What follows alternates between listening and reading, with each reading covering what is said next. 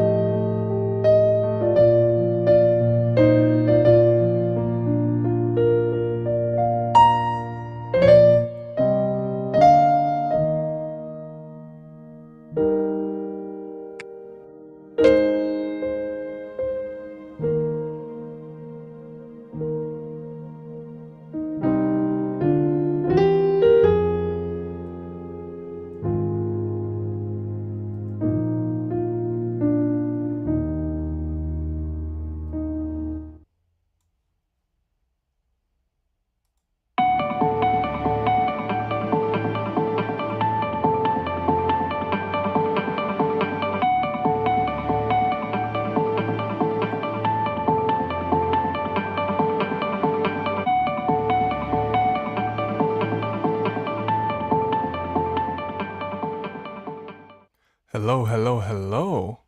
Welcome to another branch meeting. It's good to see everyone here. There's quite a few people on Zoom, and there'll be a few people joining from YouTube as well. So we have a great program in tune set up for you guys, and it's going to be a blessing. So please have all your questions ready and put them in the chat, and we definitely will try to answer all of your questions. But if you have a notepad, try to get it out because you'll need to take some notes because this information is going to be very powerful. So right now we'll have Brother O'Neill, Brother Oliver, to have a prayer and to introduce us to the special guest. Brother Oliver.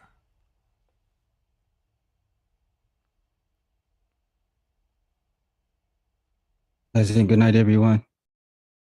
Let us pray. Most kind, loving, eternal Father, we thank you for your love, your grace, and your mercy. We thank you, Lord, for everything that you have done for us and what you're about to do for us. But as well, we're about to listen and hear some wonderful information about one of the greatest institutions that you give to mankind was the Ministry of Health. So, Father, I ask, Lord, that you will be in our midst. Pray that your presence will be with us. Pray that your Holy Spirit will give us wisdom, knowledge, and understanding. Be with the speaker and each and every one of us. In Jesus' name we pray with thanksgiving. Amen.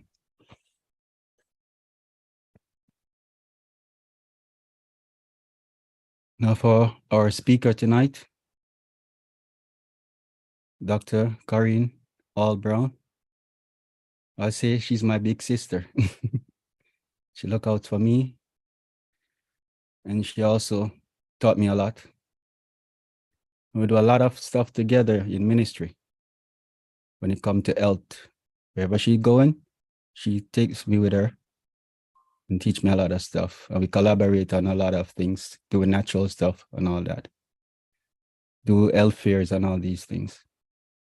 She's an amazing person. She loves God and she loves God people. Whatever you call upon her to do something, she always make herself available. She also the founder of this ministry called, I don't remember the name of my head. It's called Re-Evolve International Relief Foundation. It's a non-for-profit. Yeah. Okay, that's her ministry that she formed, and she been going to assist less fortunate people and also presenting them with the health message in her native country of Jamaica.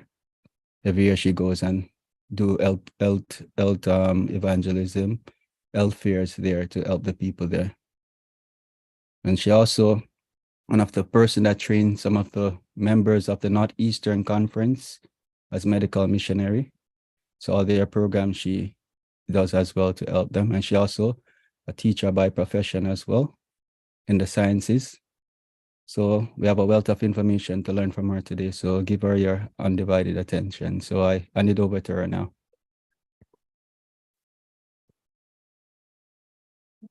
How do I say good evening, everyone? It's indeed an humbling experience to be here this afternoon or this evening, I should say. I was asked to present. I was asked to present on nutrition.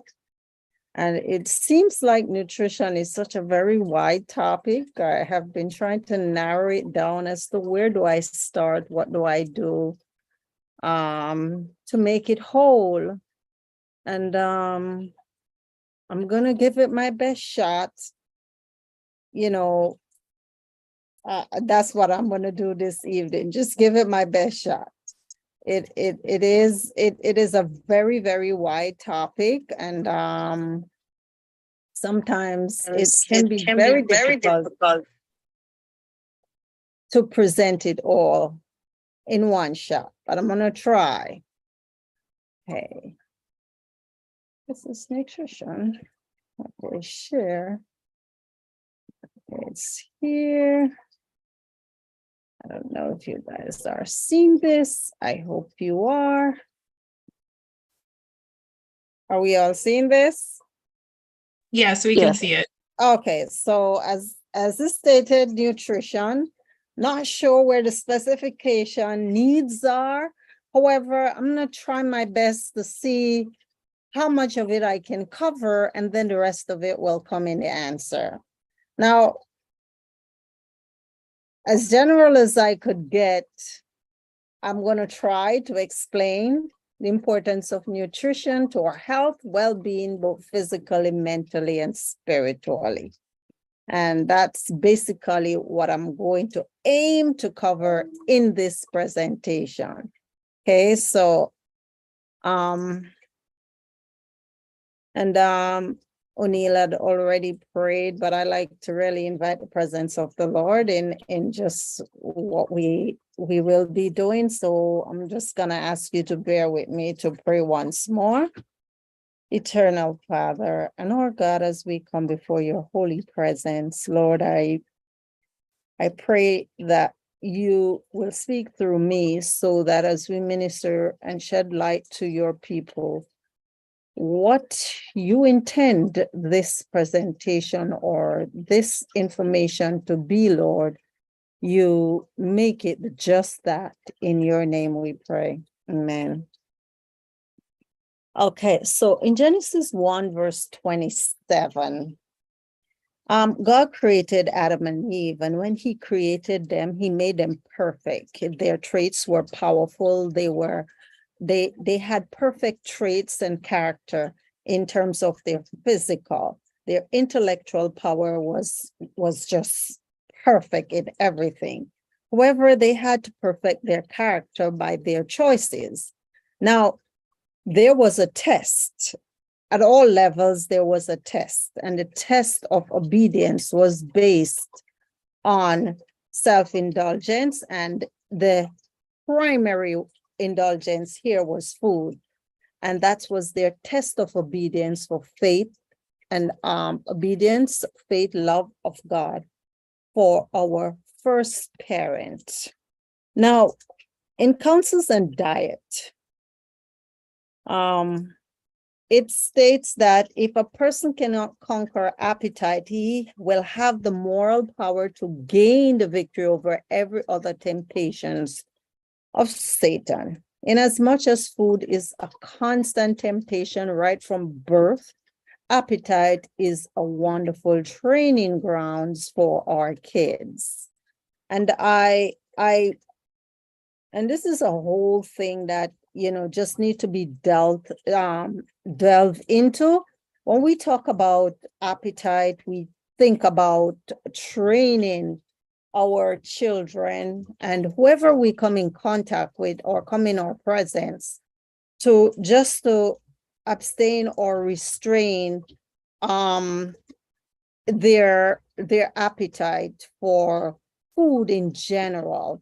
This is an excellent training ground to actually be able to have 1-2 meals a day and not eat in between meal. And that's in essence what it's really speaking about.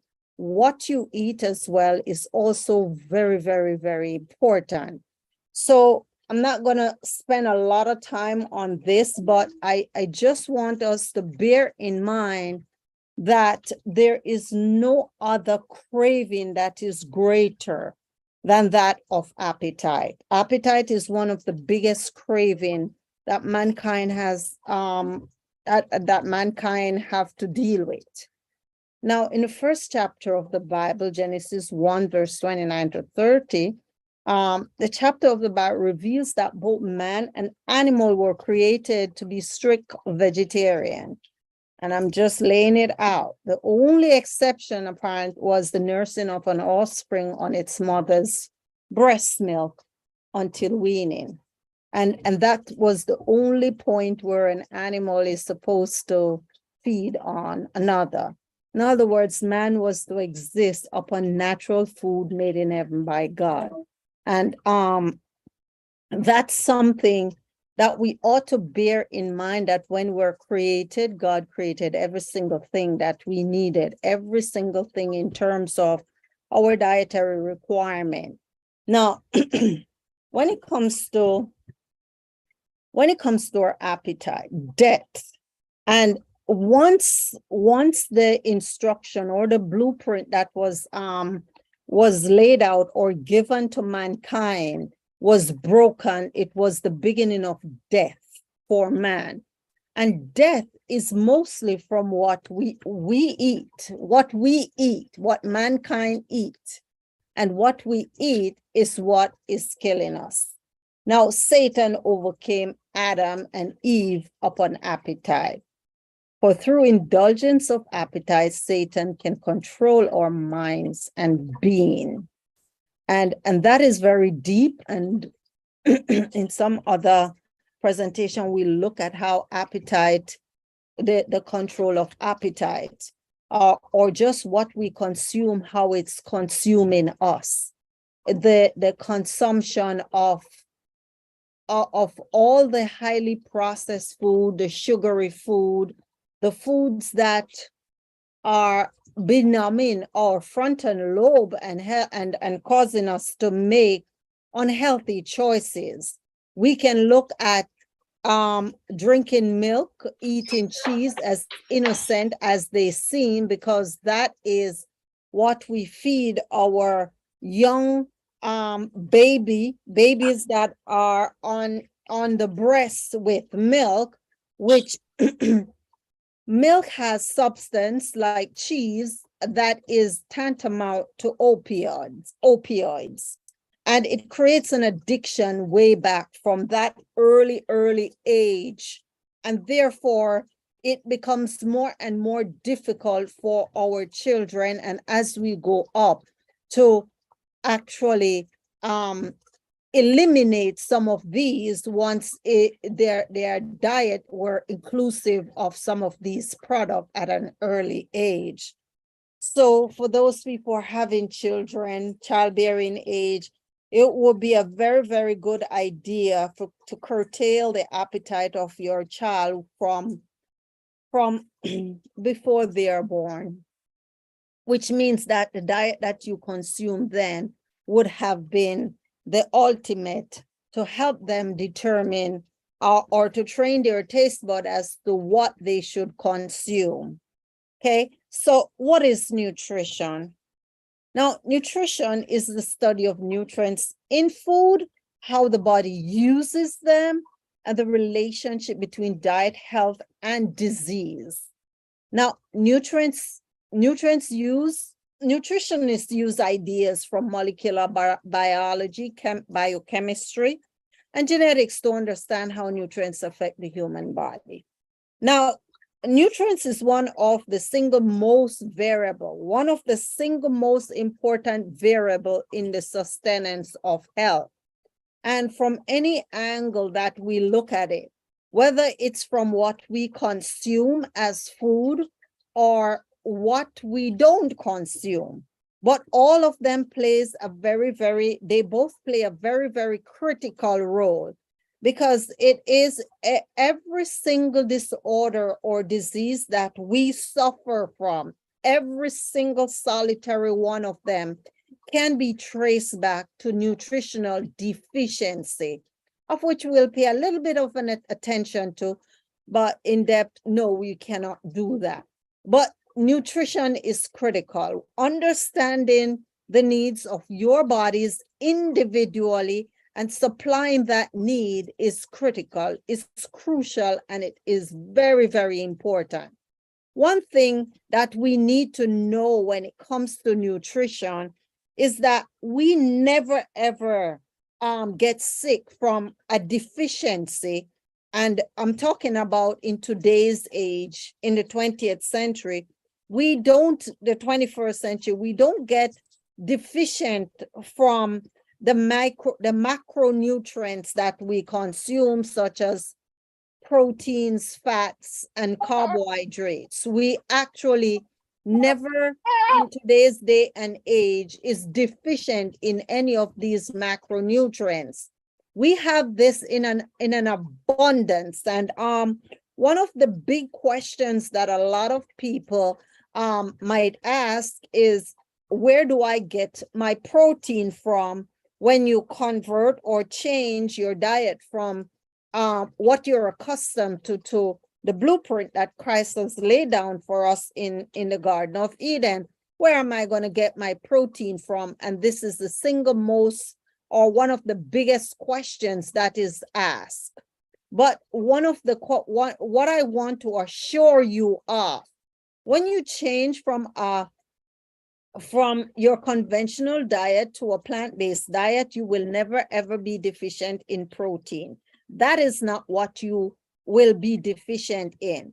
Now, whether or not you're on a conventional diet or you are on a plant-based diet, these are the nutrients that we have a tendency to be lacking.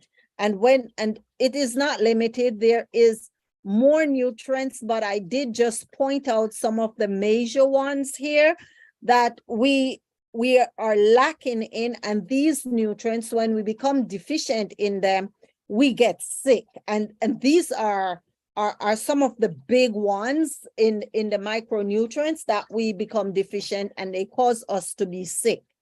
So our vitamin C is very important, and we need a lot of vitamin C on a daily basis because water soluble and it doesn't stay within our body. We pass it out once we consume it, but it's absolutely necessary for absorption of other nutrients. And we have vitamin E, which is an antioxidant, and this is a fat-soluble vitamin. And if you notice, compared to the vitamin C, the requirements is much less. We need like 15 grams or micrograms, not even gram. So it's a small portion, that amount that we need. However, it is very crucial and very important. and the thiamine, the vitamin D on a daily basis. If we're getting 600 IU, that is the units that is being absorbed into the body. We should be safe, but in most cases that is not the 600 is not even taken in 100. None of the some in most cases it's none per day, and therefore we become deficient in vitamin D. And once that is deficient, there is a derailing of everything else, because it is critical for all the organs and the blood cells within our body to function. And remember that we are made up of cells, and cell makes tissue, tissues make organs, and organs make organ system, and the organ system, those are the bigger parts that make up the organism. So it is critical that we have vitamin D, so we don't end up having all the organ failures that is so rampant and becomes a pandemic, but is not recognized as a pandemic. And vitamin D is not just a vitamin, a micronutrient. It is a hormone that is absolutely necessary for normal functioning of the body. We talk about the folates, the MCG. This is needed in just very small amount, but unfortunately, we have quite a few people who have zero or no levels of this, because it is not absorbed in some of us blood cells. And then we have to go through hoops to get it absorbed so that we can feel energized and oxygenated to the extent where we can function optimally. And this is also one of, and we have inhibitors as well that prevent the absorption of these folates from actually getting into our bloods. And besides inhibitors, we also have clogged blood cells and so many other variables that prevents nutrients from getting across the cell membrane. We have calcium, which is absolutely necessary for vitamin D, and vitamin D is necessary for calcium. They are like wife and husband, and one, if you're deficient in vitamin D, you could take all the calcium in the world. Your calcium level is gonna end up being low, and that's why in this country, or in countries like the United States, where we have very little, not United States in general, but North America, in the north, we find that D is always low, so therefore we get a lot of osteoporosis and arthritis and bone disease, weak bones in general. And regardless of how much milk you might drink, the milk might have a little bit of vitamin D, but it's not sufficient to nourish the body and suffice all the needs that is necessary for your absorption of calcium. So therefore, we end up with low calcium level when vitamin D is low. Our iron is very important, and we know we need our hemoglobin. We need phosphorus and sodium to create a balance. The osmoregulation is important, mean the retention of water for those people who have swelling in their feet and the retaining water. It's because of their imbalance in the osmosis and the rate of osmosis and diffusion of these different nutrients across the cell membrane. So, and we have zinc, which is critical, and I can't overemphasize how important zinc is to our bodies. Zinc is crucial. It's critical for sustaining life. It is often taken for granted, but it is critical, and it's critical for liver enzymes, and not just liver enzymes, but other enzymes to function optimally within our body. And enzyme is like the life force that activate and keep our body going. It is enzyme that gives us energy, and zinc is one of the minerals that is critical. in the liver when your liver become fatty. For the reproduction or reproductive process in men and women, zinc is crucial. Zinc is very important in building the immune system. So though these are zinc is very important. It's needed in small portion, but it is very crucial that we have the amount that our bodies need in order to function optimally. And we have copper, and which is needed in very small portion, and copper and manganese work together. And a manganese is needed for removing heavy metal and chemicals that are within our system that disrupts our hormone. So these are all critical, important. Selenium is an antioxidant that we don't pay attention to. And we need antioxidant in the form of selenium and vitamin D to help us to fight free radical, which wears us down and cause us to age faster than we actually should age.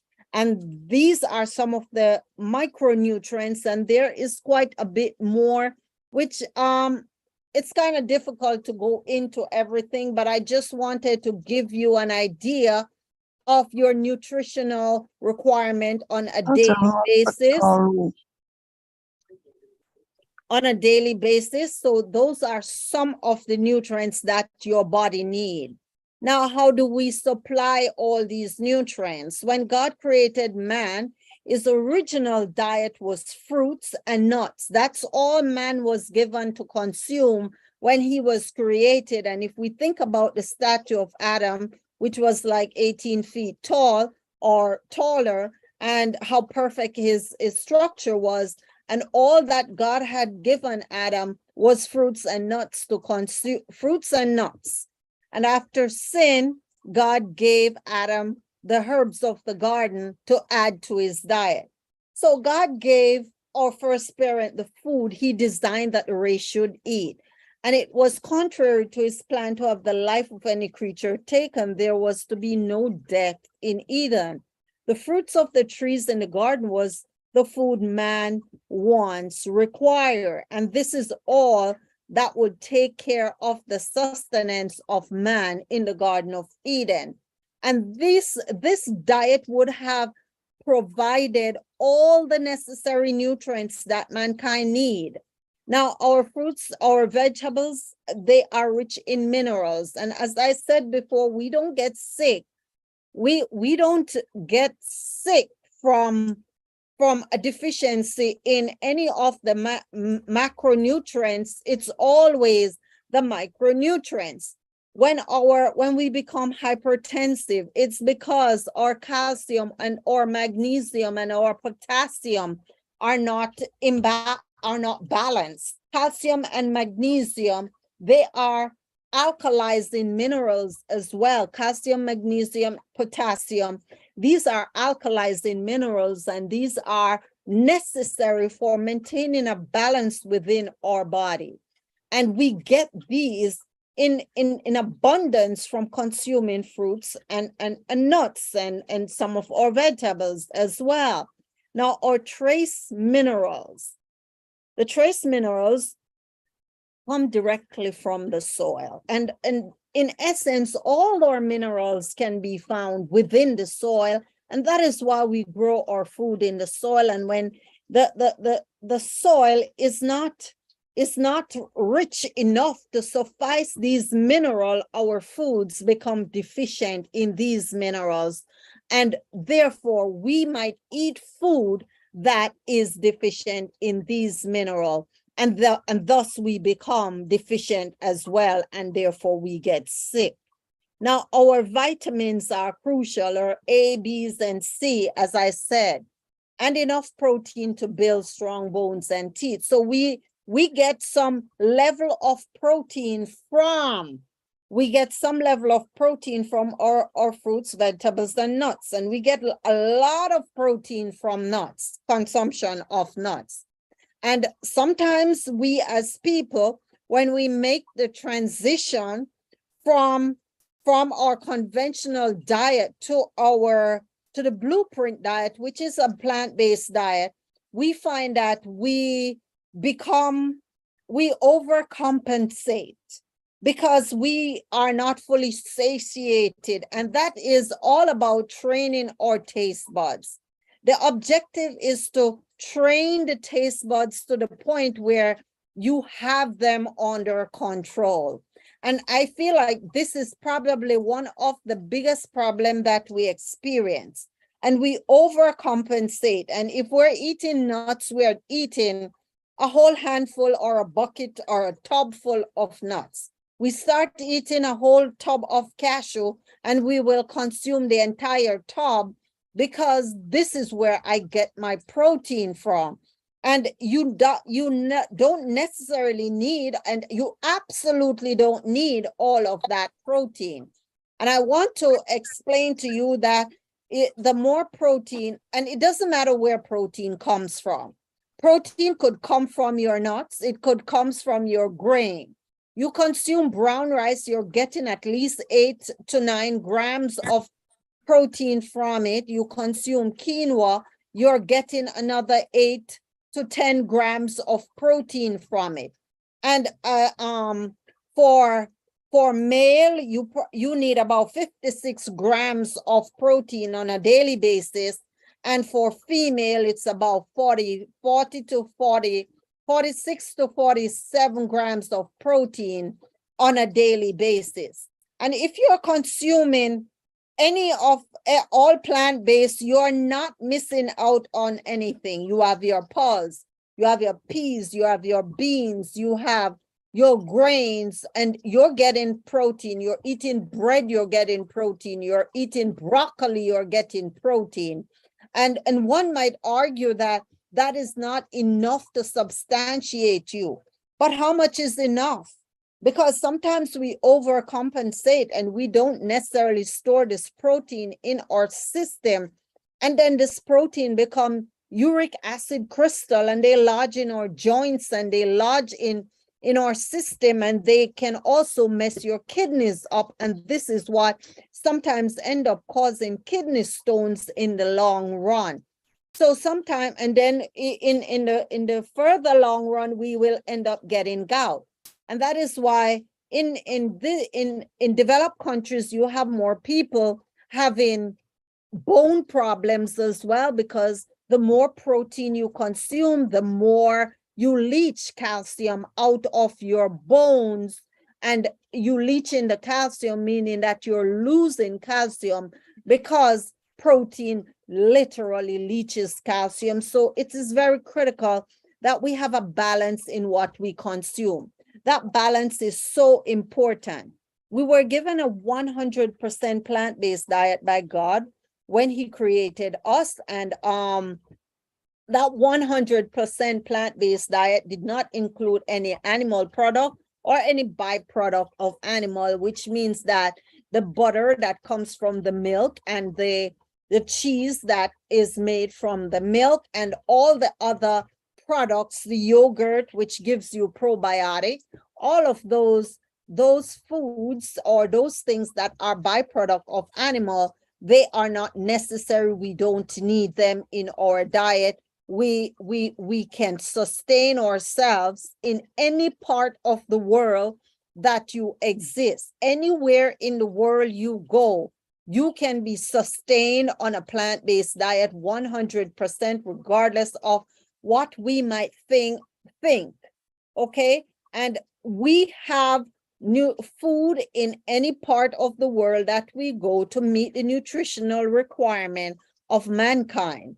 Now, one of the things that I want to point out, and this might seem a little bit off, but one thing that I want us to bear in mind, that our countries of origin has different, our countries of origin, that is where we were born, and we might be from different countries. You're born in the United States, you're born in the Caribbean. Our microflora originate from where, or from the countries that we're from. And our health is impacted by the foods that we consume. If we live in an area, we were born, our mother we were brought up in that area. The flora from the soil, which we as individuals have within our gut, will react and be activated by the foods from those areas. Okay, and microflora is just another word that, but I just want to mention this. And that is part of the reason why, for example, we're from an area, we have the flora in our gut, which is very essential for our brain function in the long run. And the flora that we get comes from our mother, if our mother had a vaginal birth, because our flora came from the vagina of our mother when we're coming through the birth canal. And it comes from there, and that's how we get our flora in our stomach or in our colon.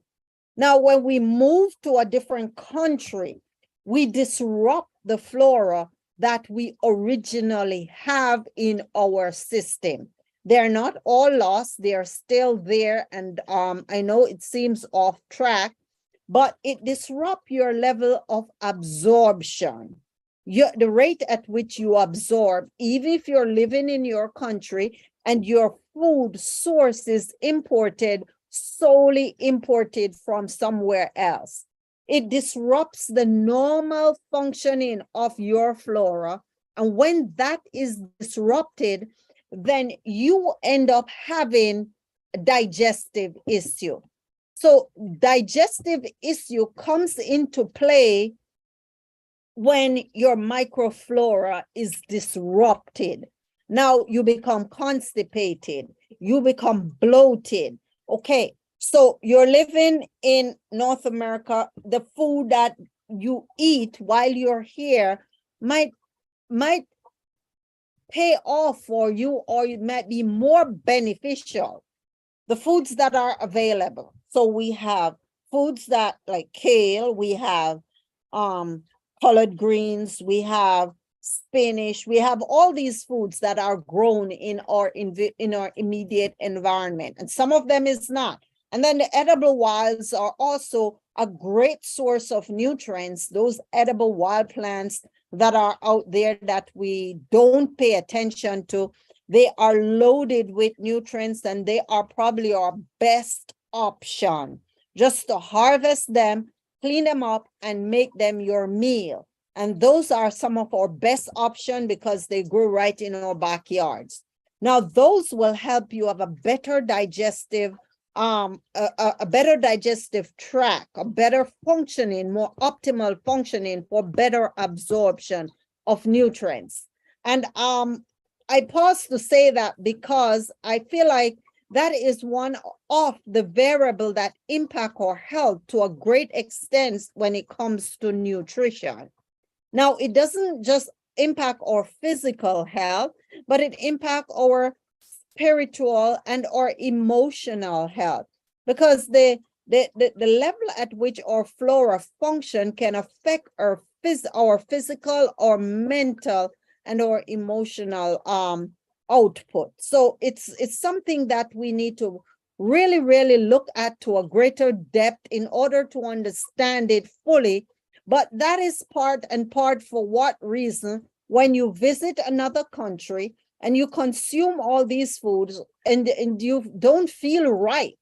But once you set foot in your country of origin, and that's part of the reason why a lot of people try to import food from where they are from to wherever they live.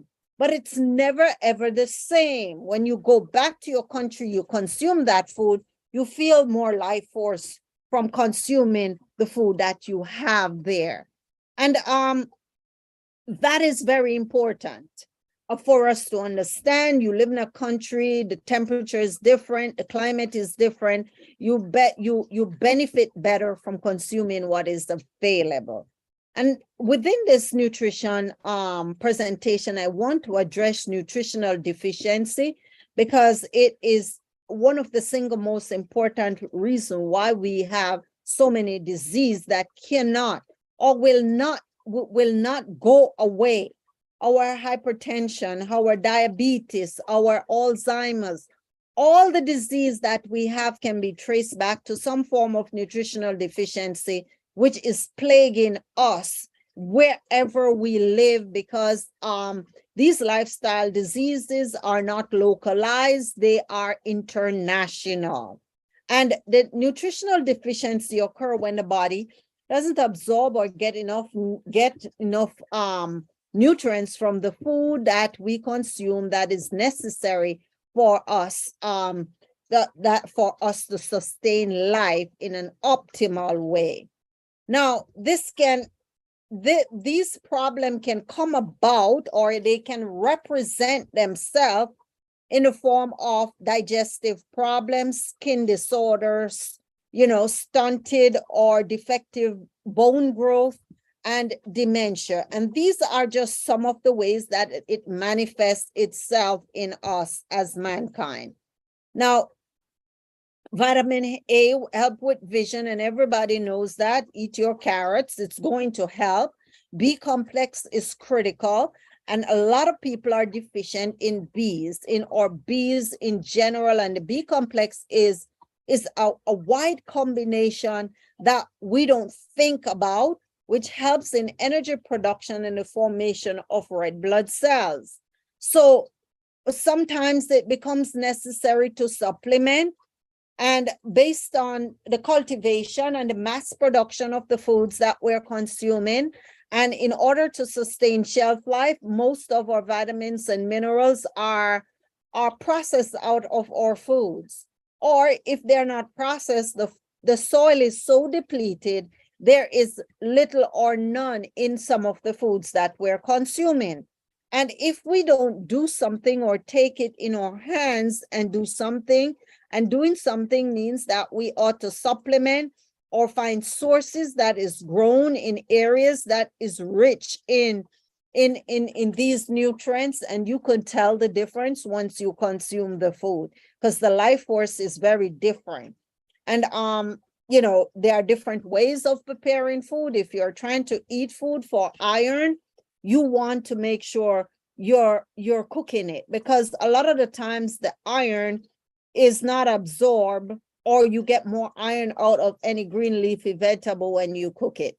And that is for iron. You won't get vitamin C at all from it, but you'll get the iron. And when you consume the iron, whether you cook it or you make a smoothie or whatever you do, you want to add some things with vitamin C in it, like lemon juice or and so on and so forth. So vitamin C aids in collagen and absorption of iron. And vitamin C is critical, as was pointed out. Vitamin D for the immune system, and E for antioxidant, and K is to help in blood clotting and bone health, which is very critical. Now, we need our vitamins in every form, and they are a real group of substances that are needed for normal self-functioning, growth, and development. And if you're feeling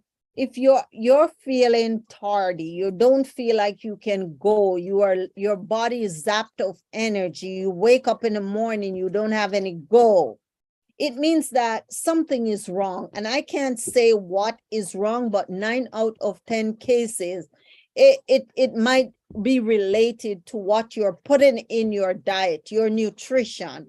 That 9 out of 10 cases. Your brain, you suffering from brain fog. It could be your nutrition, and 9 out of 10 cases, it will lead right back to that, because you don't have the life force that you were designed to have so that you can function optimally. Now, vitamins are required for growth, reproduction, maintenance, and for lactation. So for lactation, we know we need it for growth. And when we talk about growth, you might say, oh, I am no longer growing. okay, you're no longer growing, but every 21 days, your cells need to be repaired, replaced, and your body needs to be detoxified. So therefore, it is critical even for repairing and replacing, which is called maintenance. So it is very crucial. Now, our kids hardly get these vitamins if they're not and minerals if they're not consuming enough fruits and vegetables. And if that's not a part of their diet, and I would recommend that you cut all cereals, especially the cereals. Oh my goodness, these cereals that comes in the box. Those cereals that comes in the box with 1,000 different colors in it that your kids love to eat so much. Now, those cereals are loaded with what we call glyphosate, which is the herbicides that we use on our plants.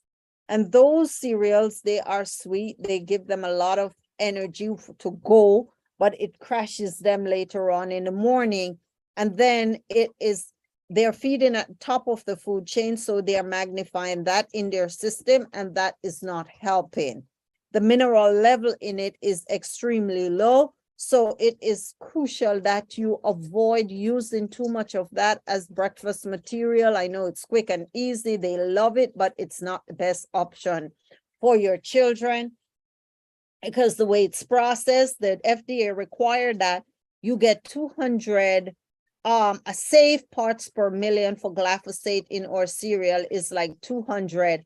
Now, on our regular cereals or these cereals, and I'm not going to say any specific cereal, but you will find that it goes up to 700 based on the research that I've done. So this is messing up their hormones in the kids, both girls and boys. It's not just for one party, it's everybody. Okay, and it's just important that you minimize that so that you can you can have healthier kids. Okay, their immune system will be stronger. So when we talk about our different vitamins, we have the fat soluble and we have the water soluble vitamin, and a balance of both of them is critical. We talk about our B complex. We have a B6 or niacin, riboflavin, thiamine. All of these, the pantothenic acid, these are part biotin, the choline, which is critical for brain function. And we get this from our broccoli and from our nuts that we consume. Almond nuts gives a lot of choline, and that's important for brain function. So just the regular foods that we might consume, we benefit to a great extent, or we should, if our absorption and uptake is optimal. But sometimes we don't get as much from it, and it's sometimes not because it's not there, but it's because of your clogged cell membrane, which is not your cell membrane is clogged, so you are not absorbing the nutrients efficiently, so it's being wasted. And that's important for you to know.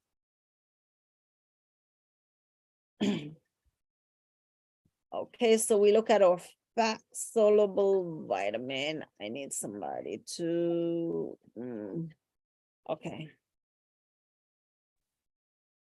Okay, so we talk about our fat soluble and we talk about our water soluble. So we want to just look a little bit more on our minerals, our major minerals, which include calcium, chloride, magnesium, phosphorus, potassium, sodium, and sulfur.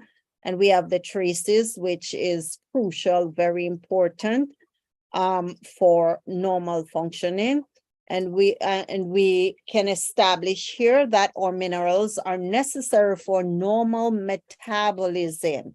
And when we talk about metabolism, I want us to understand that metabolism involves the functioning or the working of all your system structures together to maintain normalcy within your body or maintain homeostasis within your body, which means it's a balance. So that is what normal metabolism looks like. If you're not able to hold your urine, and we look at metabolism as the rate at which we're burning calories, and we can look at it like that. So our digestive system must be functioning optimally, and not just our digestive system, because the respiratory system is what makes the energy. And inside of our cell, we have an organelle, which is called our mitochondria, and the energy is manufactured there. And respiration is the process that does that. So we have respiration, and then we have excretion, and then we have all the different organs in the body must be working, or system working together, in order for normal metabolism to occur. And 90% of us don't have this. Grown-ups, you could say a good 90% of us have an imbalance, whether it is the endocrine system that is off, so the endocrine is a big system, the digestive system is off, the cell membranes are off, the liver is off, the kidneys off. It's always something that is preventing balance. If you're diabetic, if you're hypertensive, if you have any kind of lifestyle disease, your metabolism is not normal. Okay, and in normal metabolism, which add mechanical strength to bones, and that's why some of us don't feel strong. Some of us have aching joints. We have all of these different issues on a daily basis, and they are components of enzymes and hormones, and functions as buffer. And buffers are critical, hormones are critical, and enzymes are crucial. And we have over 2,000 different enzymes in our body. Without enzymes, we can't breathe, we can't swallow, we can't talk, we can't do a lot of things without enzyme.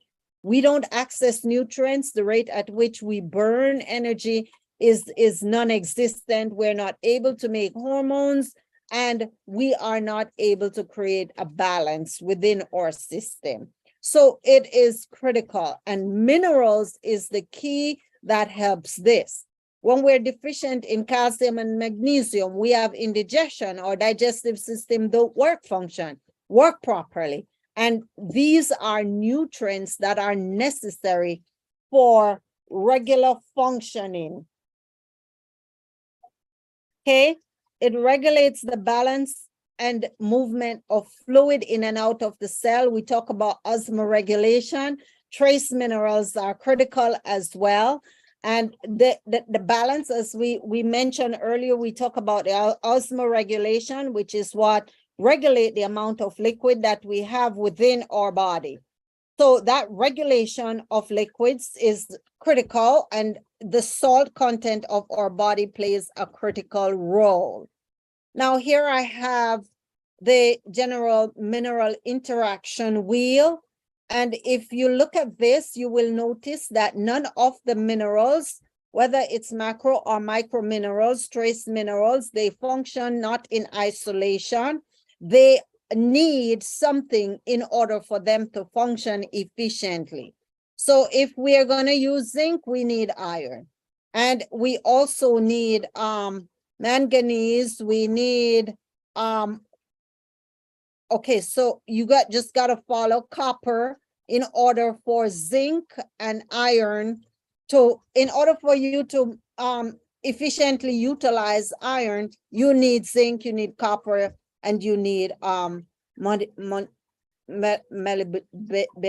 That's what you need. So none of them function in isolation. It is critical that they are all present in a balanced quantum in order for you to benefit efficiently. And it's not different for the soil. When the soil is deficient, then you become deficient. Okay, so illness that result from vitamins and mineral bone spur. Okay, so we get this from calcium deficiency. And calcium deficiency leads to 147 disease. And this is something that is overwhelming.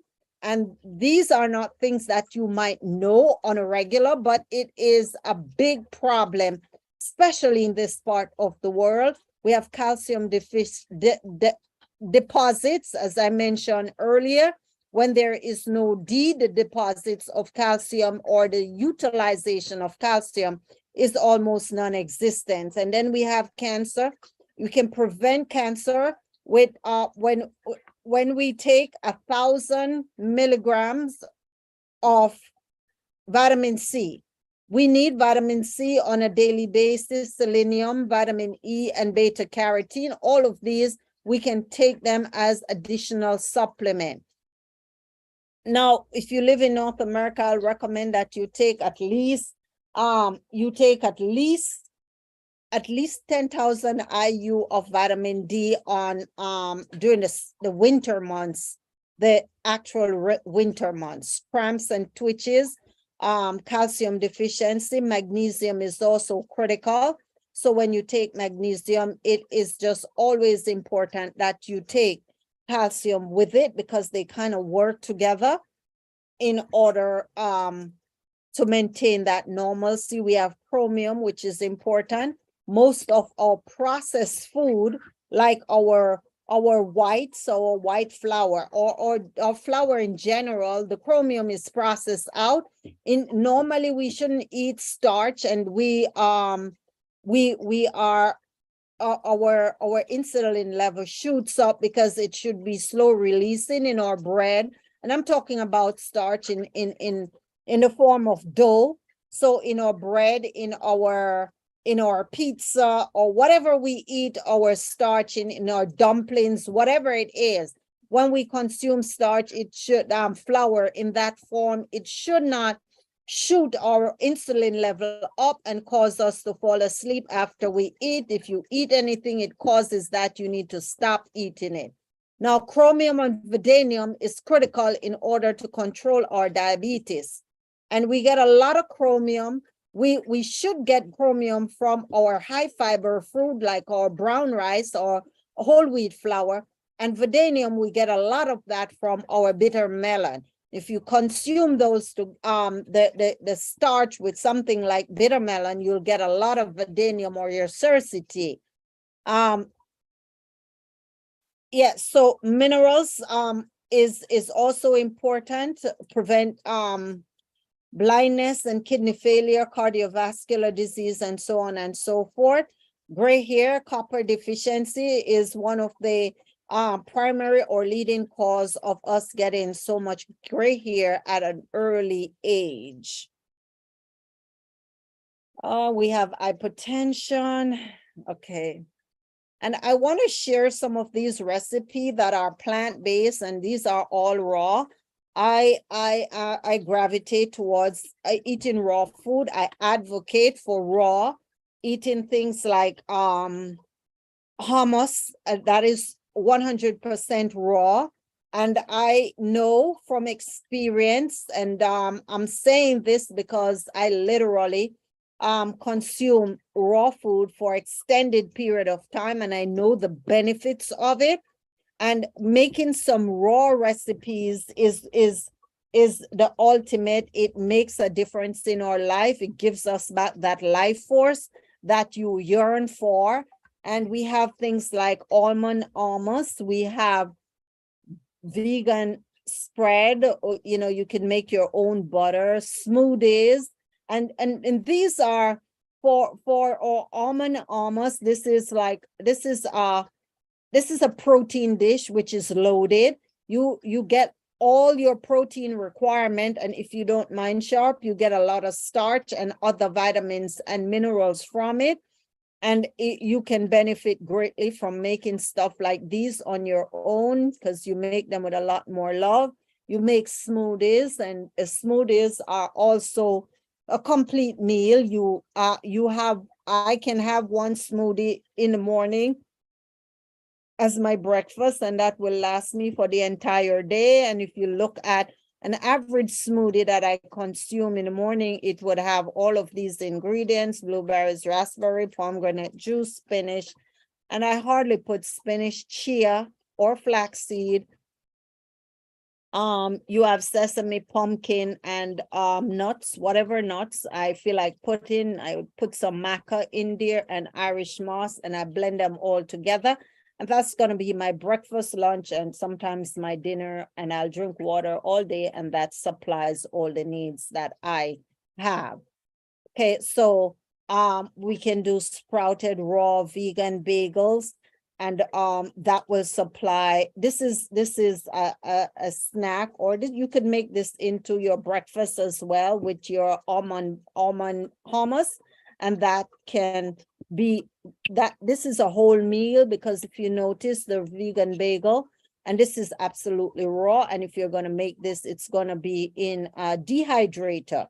You can supply sea moss shake, and sea moss shake is very loaded. It has a lot of nutrients in it. You have your flax seeds, your date, your maca, and all of these things are included in it. And once you eat or drink this, you are not hungry. You feel like you could clean a whole banana field of 5 acres and still have more energy to keep going for the day. There is no low point in your day when you consume these. And here, this is a very like most of these recipes that I'm sharing, they are really dear to me, because I actually make them and use them, and I find them very nutritious, very delicious, and I am just sharing them with you. It's only a pity that I can't make them so you can taste them, but maybe one of these days then that could happen. And this is like rice, a part of my main course, so this is how I'd make it, with a sauce. And I think I'm running out of time. I think I'm running out, but I feel like I have gone over an hour, so I'm gonna stop here so that you guys can ask the questions that you have bubbling up inside of you. Yes, so if you have questions, then I'm ready to answer the questions.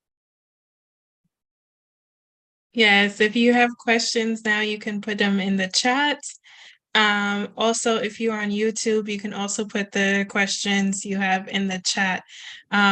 We do have a question from earlier, and this was from the iPhone user. They asked, is it okay to eat Fiber-One or all brand cereals? And this is when you were talking about the children consuming cereals.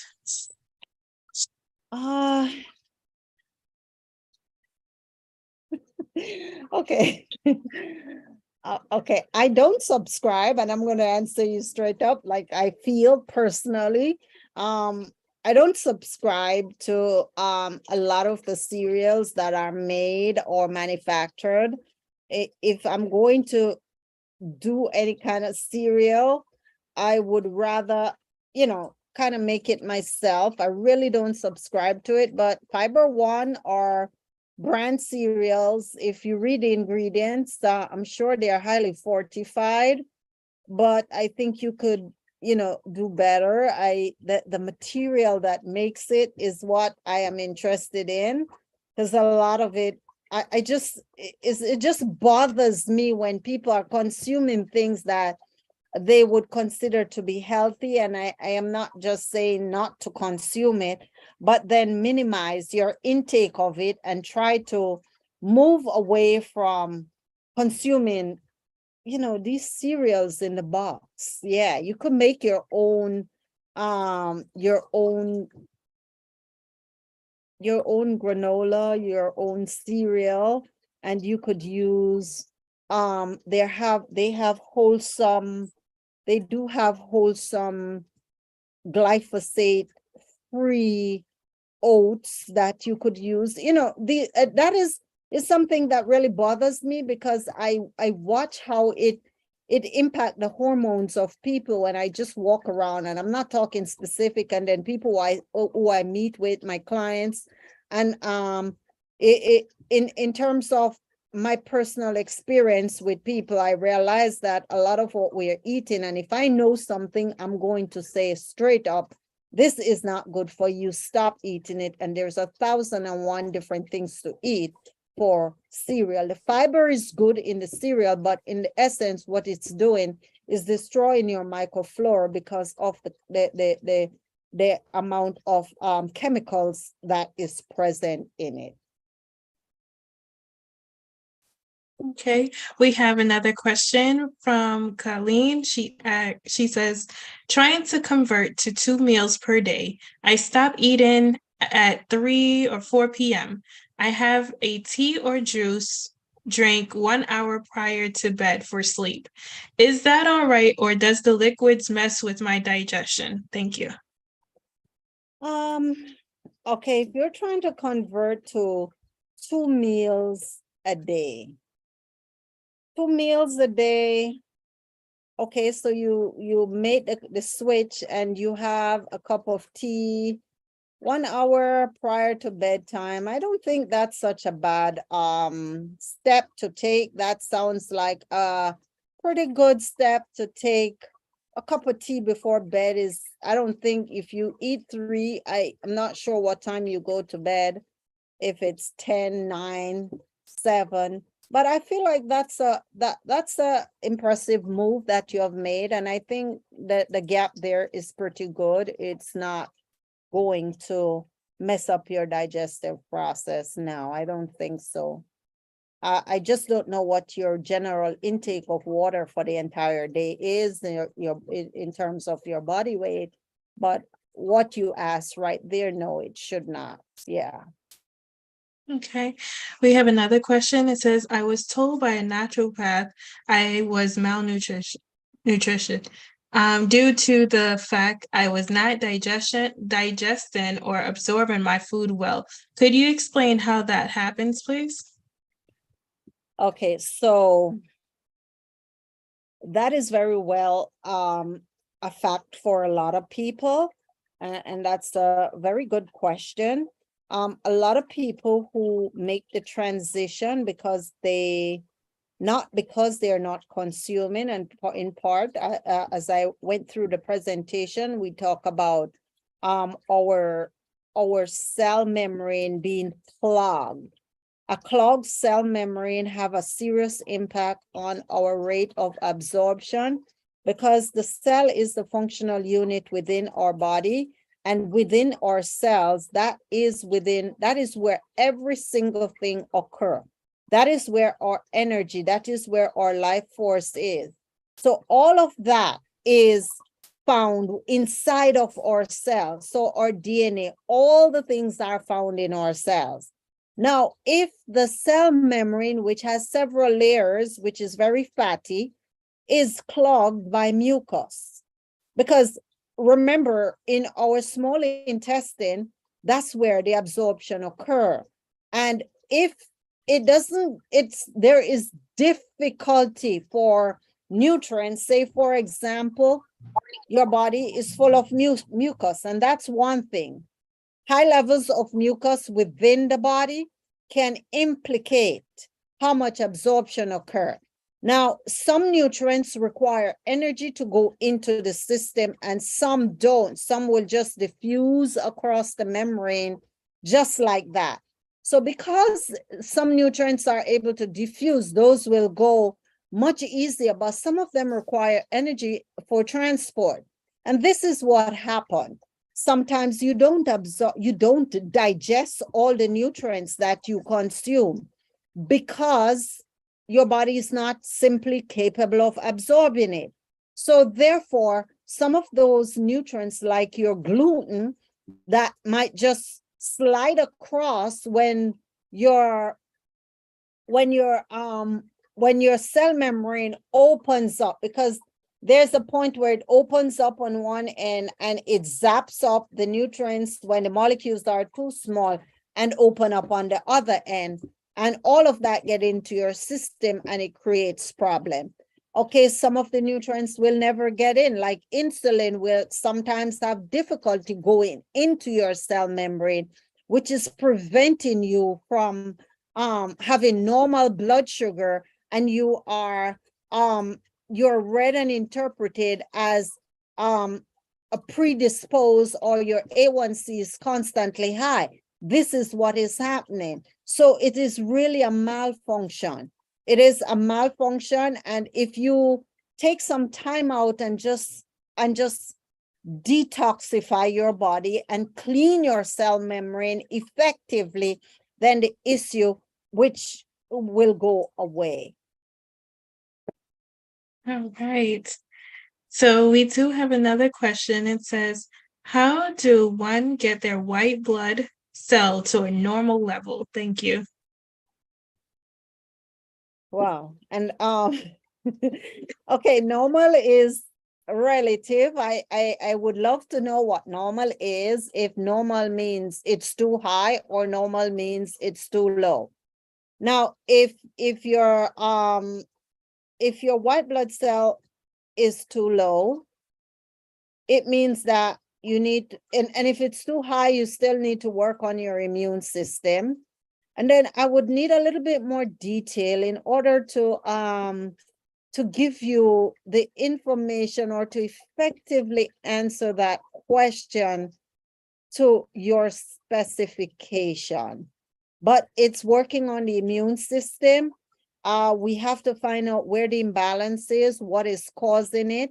And once we recognize or find out what is causing this imbalance in the immune system, is it that you have an immune system that is triggered consistently by allergens? Is it, I just don't know. So I just don't want to push it. But if you can clarify your questions and a little bit more, then I'll be better able to respond to your question.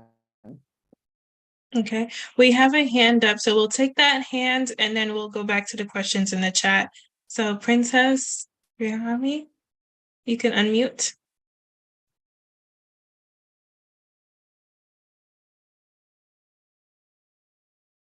Princess? Yeah.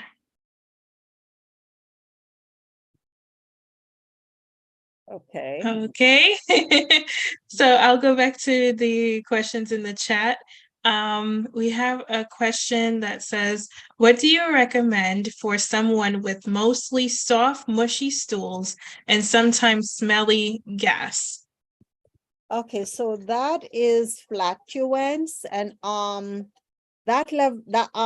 flatulence is coming from indigestion. It's called fermentation.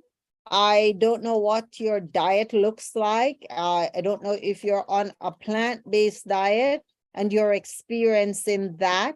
So we would need to somehow support your body with some kind of enzyme, digestive enzyme, and work on adding like a probiotic. So whenever you eat, it will be necessary to take these enzyme or probiotic.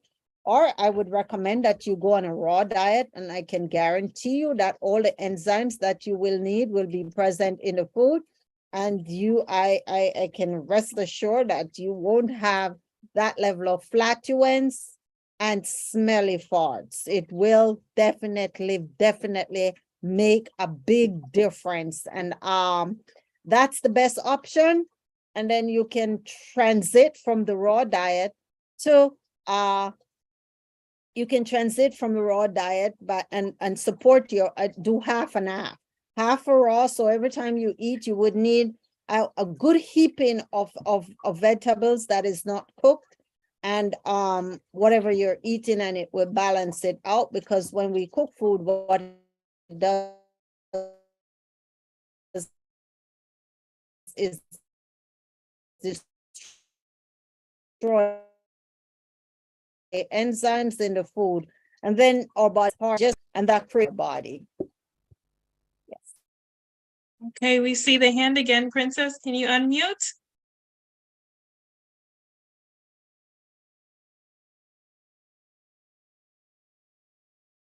I guess Princess is not hearing or is shy, so we have to We'll continue on. yeah.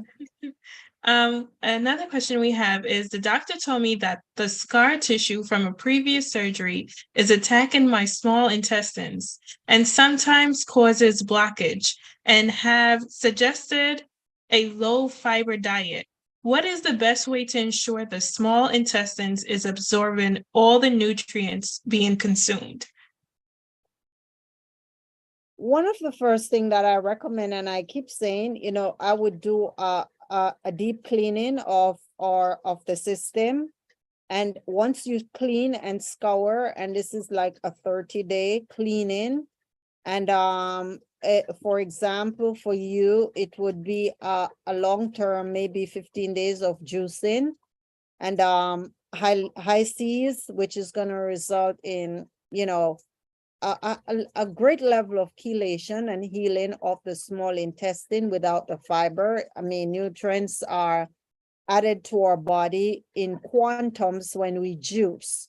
And people might just say, oh, just taking juice is just not healthy, but it just depends on our situation. So your doctor recommend a low fiber diet.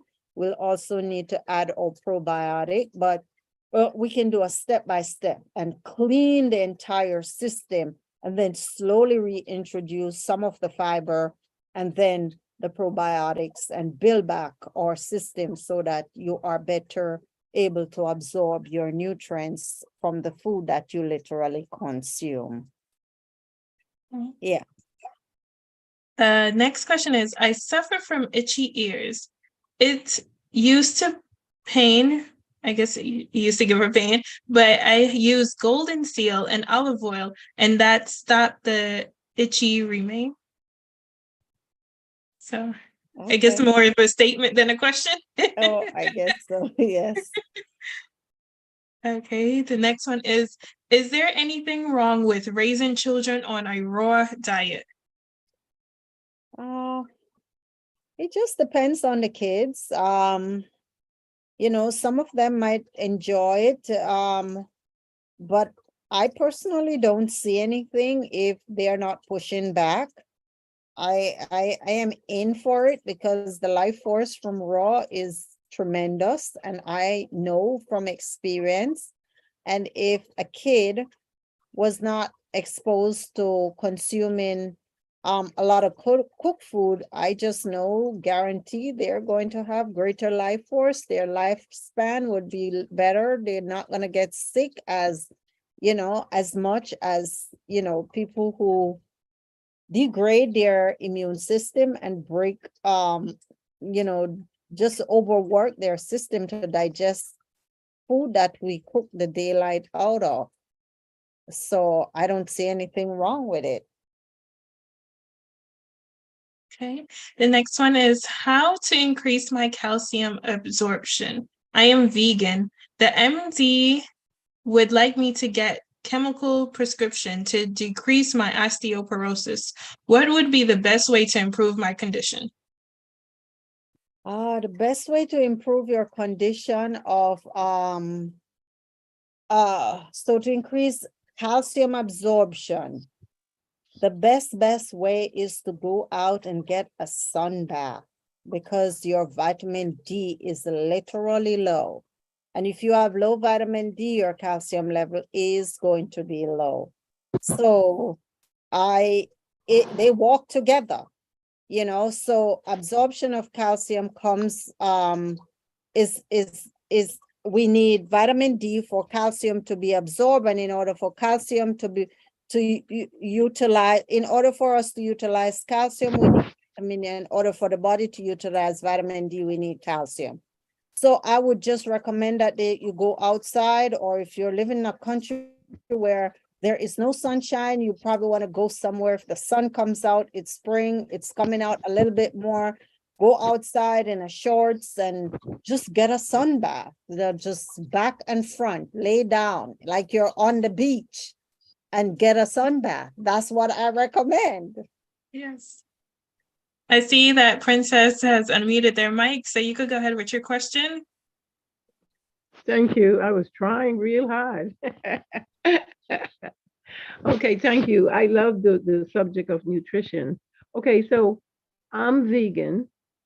I have two questions. What can I do to increase my protein? And also, because I have been eating the Gardein meat, but I want to get off that. I just want to You go have been eating what? the Gardein vegan meat. I And I didn't want to hear. get off. Huh? So you have been eating something. I didn't hear you clearly. It's the Gardein vegan meat. Oh, Right. the vegan meat. Oh, Yes. okay. Is there a concern that your protein level is low? Yeah, I just had an annual physical, and the minimum is 6.0, and mine is 6.6, and I feel as though that's very low. So I need to increase my protein intake, but I want to get off eating the Gardein meat. So I want to make my own substitute meat. So I don't know what to use. Okay. All right.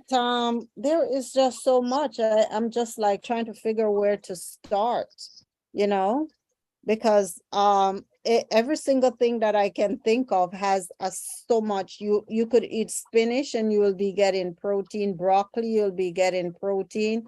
You do garbanzo bean, you can curry the bean, you can make stew peas, red peas stew, you can split peas stew, you can do lots of beans, and I don't want you to overcompensate, because one of the big problem, and for clients that I've seen quite a bit of clients where their protein content, they have massive protein crystals in their system.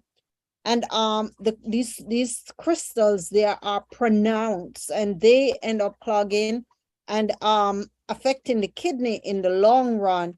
So you will find that someone say, I have to get my protein up, and they go on a quest and they'll eat nuts like it's going out of style. So these nuts, they are constantly consuming the nuts to bring their protein up. And you know, you could do a lot of nuts, you could do smoothies, you could do and smoothies would have nuts in there. I personally, you know, all of these vegan meat that is that you find in a store, you know, there is so many other things that you can consume, and just being able to put them together. You Right. have broad beans, you know, I mean, you have over, maybe you could find up to 50 different types of beans that you could consume. And whatever you do to your, whatever you're doing to your chicken or your fish or whatever you eat, you No, know, I don't eat any meat. I know you don't eat any meat, but we're all coming from somewhere. So I'm trying to respond to everybody. So Okay. it's like, whatever you do to those, you can ultimately do it to your peas and beans and get so many variation in what you're consuming, as opposed to, you know, the vegan process, whatever they sell out there. So you can build that up, but you know, it takes a lot of work. You could go on YouTube, you could go online and just look for different recipe with different products, and you're going to find a world of things that is out there that is interesting. A lot of it requires your input to learn, but it's a world of different things out there. Maybe the next time we should do a cooking class so that, you know, we could have different recipes so people can sample and know. Right. know. I eat a lot of greens. I have a half of my plate is steamed green leafy vegetables. I eat a lot of broccoli. I eat a lot of spinach. I eat a lot of collards, kales, cabbage, and carrots, and all that stuff. It's just the vegan meat I have to get on. But also, I don't want to take up all of your time. However, I do need some information, or I would appreciate it if you can give me some information on how should I lose weight? What can I do to lose weight? I'm too heavy. I'll put my number in the chat and then you can connect with me from there. Is that okay? That's great. Thank you. I'll appreciate that a lot. Okay, so what's your name? Oh, my name is Carine Hall Brown. Carine. Okay. Thank you. Now, where are you going to put it in the chat? Everyone or what? I'm just, right now, your name is a direct message to you, but I'll put it in there for everyone, but I mean, can someone just put my number in the chat? Yes. Yeah, just do that for me, please. Is there any other question? Oh yeah, oh, we have a few more questions in the chat and we have another hand. iPhone, you can unmute and ask your question. Yeah, hi. No, I wanted to the young lady that was before who was asking up that she wanted to get off meat, the fake meats and stuff like that. Mhm. That the guardian that she talked about, she need to stop eating it because they are putting stuff. She have to read the ingredients because there's something in there called yeast extract, and that yeast extract is actually not yeast. It's actually MSG. So she got to be careful of that product because a lot of these vegan products that they are placing on the market, they are putting stuff in them that a lot of people, if you don't read the ingredients, it's gonna mess with your brain cell and other things. So, the best suggestion, as the lady said, YouTube. I'm plant based and I go to YouTube for a lot of my recipe when I get bored. And I cook different beans and stuff. So you could find a lot of stuff on YouTube that can help. So if I don't know if that help a little. Yes. Yes. Thank you very much. You're welcome. And I just and I don't want to just make it controversial where MSG is in they might have labeled it as yeast extract.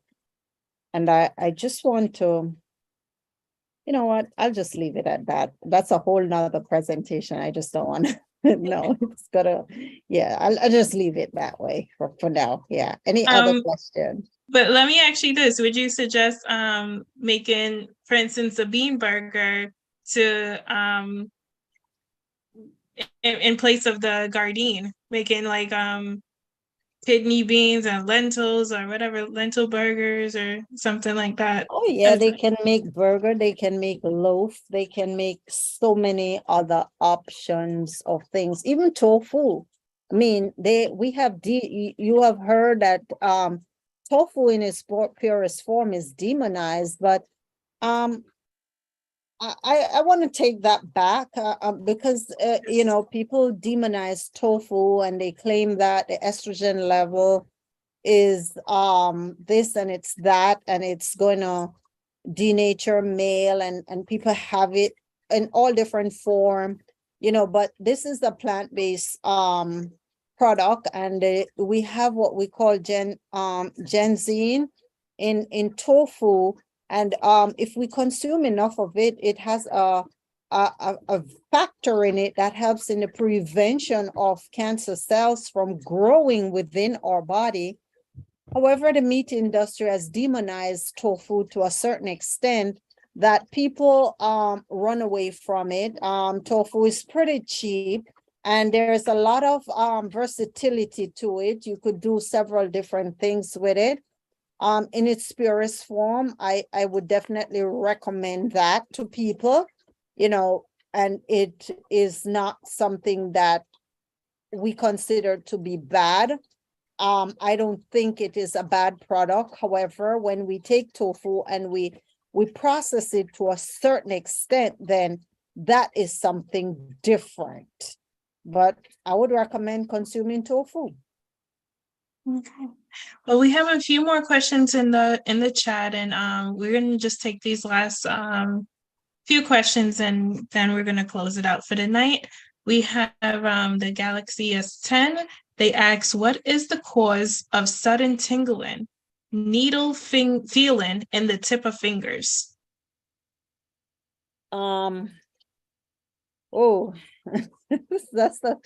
that is, I mean, that could be from a number of different things. It could be you're taking some kind of diabetic medication, and or you're predisposed, your A1C is high, your insulin level could be high. It's resulting in interception in your neuron and transfer of signals.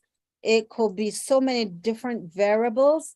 It is hard to pin it down when the question is just so vague, but these are some of the factors that could be circulation. It could be that you have an accident and you have a herniated disc and your neurons are not transferring signals, so you get tingling.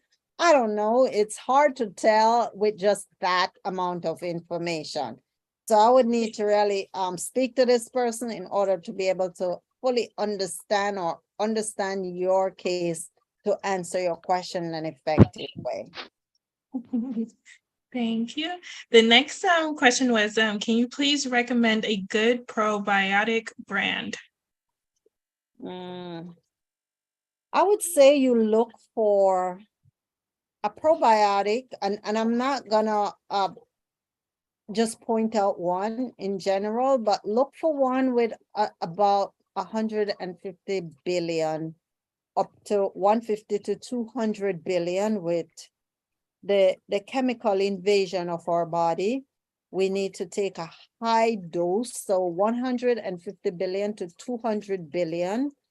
If you search, you'll find that, and at least 29 to 30 different strain of probiotics. And I just want to leave it at that generally, because there are just so many variation. And when you take the probiotics, you want to take it at nights before you go to bed, so that they can get to enact themselves on the walls of the colon, as opposed to take it in the morning when you go out and your body is active and alive and you're not. It's just better. It's a better way to take it in the nights. Yeah. Awesome. That's good to know, because I was taking it in the daytime for many years. So Pam asks, what is good for itchy ears? What you said, what is good for what? Itchy ears. Ears. Yes, ears. Oh, Baba. All right. So I don't know what to tell you, because I am, one of the big thing that could happen to us, and I'm just taking a long shot at this question, but sometimes we have a lot of fungus that's embedded into our system, and I don't know what part of the ears is itchy, if it's inside or outside, or just what, I don't know. So if it's internal, it could be some allergies. If it's outside, it could be fungus. But that's not a question that I could effectively respond to without knowing the detail of it. Can Yeah. I say something Yes. something about that? I used to have that, and it came from allergies. And so yeah, if the person has allergies, that can be the reason. And what I do is once per week, I put 3 drops of mineral oil in my ear, and that helps the situation. And if you want to, you can put a little drop of tea tree oil in there as well. The person that said it was stops it. inside their ears. Okay. Yeah, So I had the same. I had the Okay. same problem, and that's what the doctor told me to do. okay. So well, that's a suggestion if it's inside of the ear. But the ultimate is to figure out what is causing the allergy. And sometimes, you could try that and see how it works. And then connect with me, and then we can talk about it. Yeah. Okay. You mentioned this a little while ago, but someone asked, is tofu a good source of protein? What is a good source of protein? They asked if tofu is a good source of Okay, protein. yes, it is. Yes. It can supply your daily requirement of, if you're a lady, it's giving you the 46 to 40 something per serving of tofu, between 46 and 48. I mean, you get it all and it's pretty cheap, you know? Mhm. Yes. The last question we have is, what are some foods or herbs for hair growth? I want to answer that, and I want to say that hair growth is very tricky, because if we could use all the herbs that we want on hair growth, but if we have a hormonal issue, the herbs is not going to help. But I could tell you, you could do rosemary, we could do cedarwood, we could do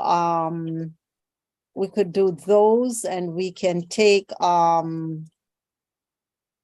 we can do the cedarwood, we could do the rosemary, and what else is good for hair growth? We can do silica, stinging nettle, we can do comfrey, we can do all of these different herbs, and those will support hair growth, because we find that those are rich in collagen, which will support it. But then it's very important for us to understand what is causing or preventing the hair from growing, because most people lose their hair because of hormonal imbalance at a certain age, receding hairline, the testosterone level go low, and it's just a whole different wide range of variable would have to look at in order to fix it. Yeah.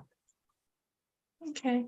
And I see Frederick put up a question, but we're going to take Frederick's question as the last. It says, "Good evening, Dr. Hall Brown. Very interesting discussion, information. Thanks for the invite. Some of the challenges here is food costs and alternatives to animal-based products." I think that's more of a statement. I think the challenge is not as great as we perceive it to be. It's just the fear of making the transition that is more so. Frederick, the thing is, we can take our red peas, and if we check the cost of red peas and compare it with kidney beans, and we compare it with saltfish, we're gonna get more bang for the buck. For our red peas, we buy 2 pounds of red peas, we're gonna find it stretch much further than if we buy a pound of saltfish. And even if we were to compare that with chicken, we could get 10 different beans. We could get black beans that supply every single nutrients we're looking for and more, without the steroids and the hormones that's in the animal product. And we will end up benefiting more. We make our peas and our beans just the way we make our chicken and our fish. If we want to escovitch or tofu, we can do it. And I know it is cheaper than consuming any animal product if you're comparing pound for pound, and you're using less in any of the steaks that you're looking at. And that's my perspective. And I am not talking about this based on no knowledge. I'm talking about it from direct exposure and experience. I think you're in Jamaica, so I know. We have a hand again, iPhone. Yeah, I wanted to ask, because she said something about extravish the tofu, right? But if you're going to extravish the tofu, don't you require to use vinegar?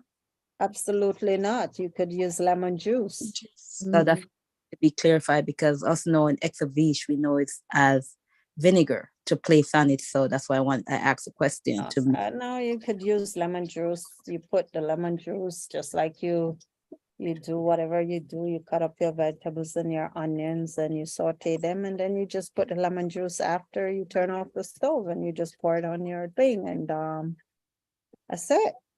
Okay, thank you. Yeah. Thank you. We want to thank Dr. Hall Brown for coming on tonight and doing this presentation for us. I'm going to turn it over now to Oliver for any closing remarks. I just want And for those, oh, sorry, go ahead. Yeah, I just want to thank everyone who came on. You know, I see some familiar faces of people who I invite in short notice. Just thank you for just being present and just listening. Yeah. Will you all be doing this next week as well? No, so what we try to do is twice a month. So we'll be back next month with 2 more presentations. Or do you have this recorded? This is recorded. This is actually live on YouTube.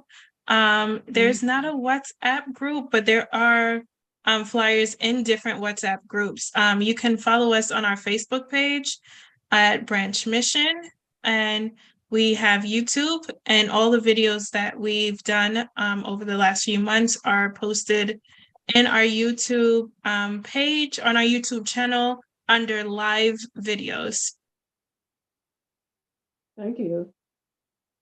You can also follow us on Instagram. If you have Instagram, we're Branch Mission on Instagram as well. No, look, I'm almost 80. I don't know what all those stuff. It's no worry. People have been sharing it on different WhatsApp groups, so you may be able to see them on there.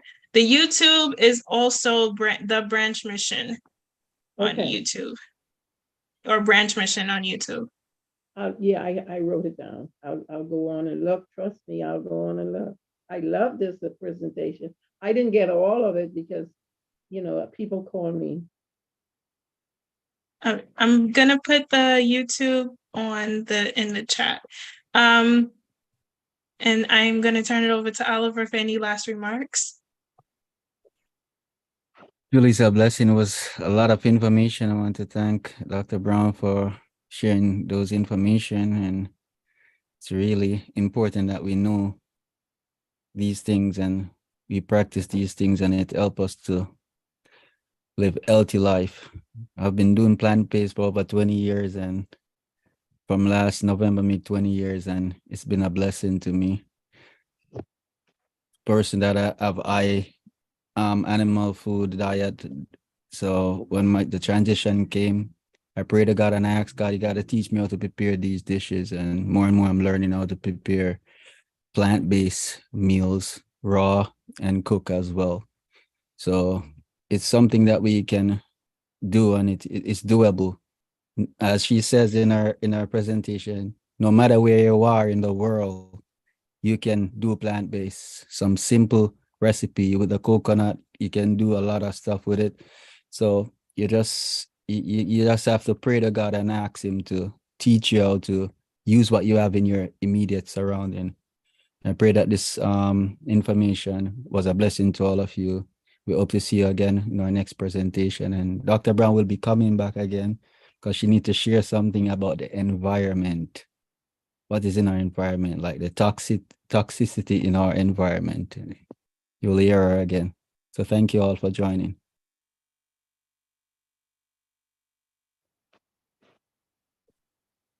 So Marcia, you're going to close? No, I'll let you close. Go ahead. Okay. Let us close the word of prayer. Most kind, loving, and eternal Father, I want to thank you for your love, your grace, and your mercy. Thank you, Lord, that you are impart wisdom, knowledge, and understanding to your people, so that we can learn your ways and your modes of operation, so that we can be a healthy person. Father, you have made us wonderfully. That's what David explained in Psalms 139, verse 14. Father, you are the one that in charge of our lives. Father, you know everything that we need before you created us. You made the environment that you want us to live in. So, Father, we just ask you, Lord, to be with us. Help us, O Lord, to follow your blueprint of health. Have your own will, Lord, and continue to bless us as a people. Whatsoever fail of fact and fail of not granted. In Jesus' name we pray with thanksgiving. Amen. Amen. Have a good night, everyone. Thank you.